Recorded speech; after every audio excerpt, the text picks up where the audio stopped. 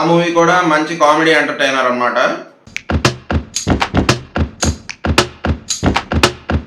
Hi friends, కొత్త movie రివ్యూతో అయితే తిరిగి వచ్చేసాను. సో వీడియో థంబ్నెయిల్ చూడగానే అర్థమై ఉంటుంది అది ఏ మూవీ రివ్యూ అనేది.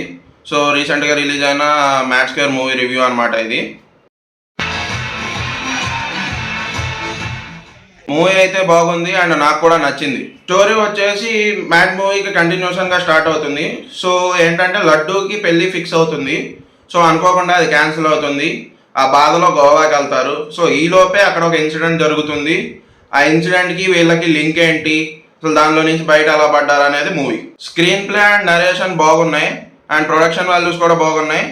అండ్ మూవీ స్టార్టింగ్లో వచ్చేసి మ్యాడ్ మూవీని రీక్యాప్ అయితే చేస్తారు యానిమేషన్ లాగా, అది కూడా చూడడానికి బాగుంది. ఫస్ట్ ఆఫ్ వచ్చేసి జైల్లో లడ్డు ఎంట్రీ అనమాట. అండ్ ఫ్లాష్ బ్యాక్ వెళ్తారు, జైలుకి ఎలా వచ్చాననేది అండ్ ఆ ఇన్సిడెంట్లో ఎలా ఇన్వాల్వ్ అయ్యారనేది ఉంటుంది. ఇంటర్వెల్ సీక్వెన్స్ బాగుంది. అండ్ సెకండ్ హాఫ్ వచ్చేసి ఈ ఫ్లాష్ బ్యాక్ కంటిన్యూ చేస్తారు అండ్ ఆ ప్రాబ్లంలో నుంచి ఎలా బయటపడ్డారు అనేది ఉంటుంది. క్లైమాక్స్ కూడా బాగుంది.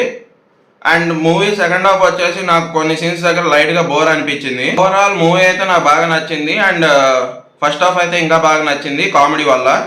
మ్యాడ్ 1 అండ్ మ్యాడ్ 2లో నాకు ఏది నచ్చింది అంటే నాకు రెండు నచ్చినాయి అనే చెప్తాను. ట్విస్ట్స్ వచ్చేసి బాగున్నాయి అండ్ హీరోస్ యాక్టింగ్ గురించి మాట్లాడాలంటే అందరి యాక్టింగ్ బాగుంది.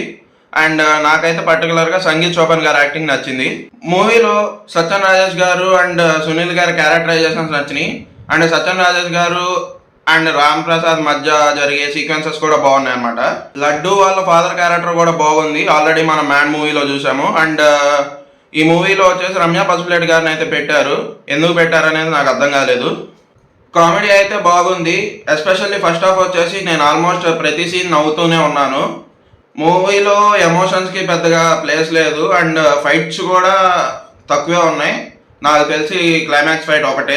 అంటే స్టోరీ పరంగా చూస్తే మనకి ఫైట్స్కి పెద్దగా రిక్వైర్మెంట్ లేదు. అండ్ సాంగ్స్ విషయానికి వస్తే ఆల్మోస్ట్ అన్ని సాంగ్స్ బాగానే ఉన్నాయి. మ్యూజిక్ వచ్చేసి బీమ్ సిసిరోలియో గారు బాగా కంపోజ్ చేశారు అండ్ కొన్ని ప్లేసెస్లో వచ్చేసి నాకు బీజమ్స్ అయితే బాగా నచ్చాయి. ఫైనల్గా ఈ మూవీకి నేను ఇచ్చే రేటింగ్ వచ్చేసి 4.3 అనమాట.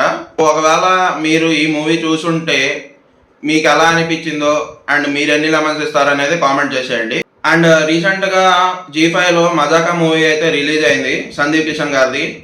ఆ మూవీ కూడా చాలా బాగుంది, ఎవరైనా చూడని వాళ్ళు ఉంటే చూసేయండి. మంచి కామెడీ ఎంటర్టైనర్ అనమాట. Thanks for watching.